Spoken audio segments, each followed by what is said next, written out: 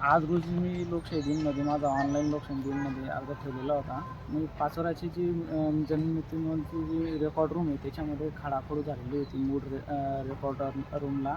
त्याचा सतत पाठपुरावा मी जी नोंद आहे ती माझ्या आजीची आहे आणि ती नोंदमध्ये खाडाखोड झाल्यामुळे मी सतत 9 महिन्यापासून पाठपुरावा करत आहे.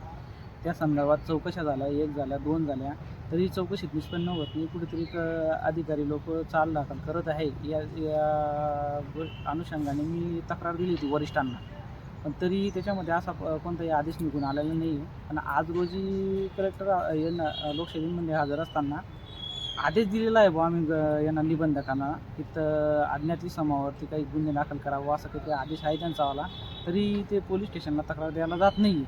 आणि मूळ असा विषय आहे की रेकॉर्ड रूममध्ये अज्ञात इसम येतोच कसा आणि कोणी केला, केव्हा केला, हा जो इन्व्हेस्टिगेशनचा भाग आहे, तरी हे ठरवू नाही शकत. तरी पण आज रोजी या प्रशासनाच्या नाकारतेपणा इथे समोर येऊ राहिला आणि कुठेही मला न्यायाची कुठे पार्श्वभूमी दिसत नाही यांची की न्याय मिळून देईल बुवा नागरिकांना. आदेश कोणी दिलेला आहे? आदेश हा BDO साहेबांनी दिलेला आहे निबंधक म्हणून तत्कालीन ग्रामसेवकला.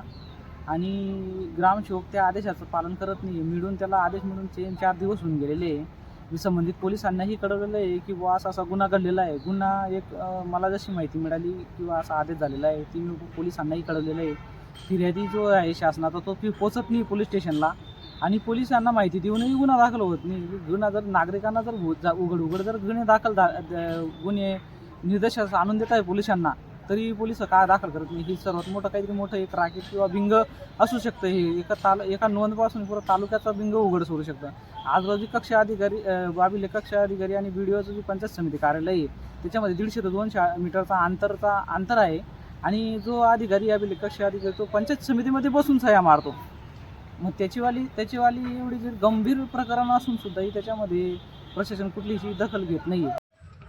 आज लोकशाही दिनमध्ये अर्ज ठेवले असल्यामुळे ते अखलाडे साहेबांना RDC मॅडम यांनी बोलवलं. समोर त्यांचा विषय चर्चाअंती घेतला आणि अखलाडे साहेबांनी सांगितलं की आम्ही यथावकाश त्याच्यावर गांभीर्यपूर्वक दखल घेण्याचे आदेश दिलेले आहे, असं आज आश्वासन देण्यात आलं मला लोकशाही.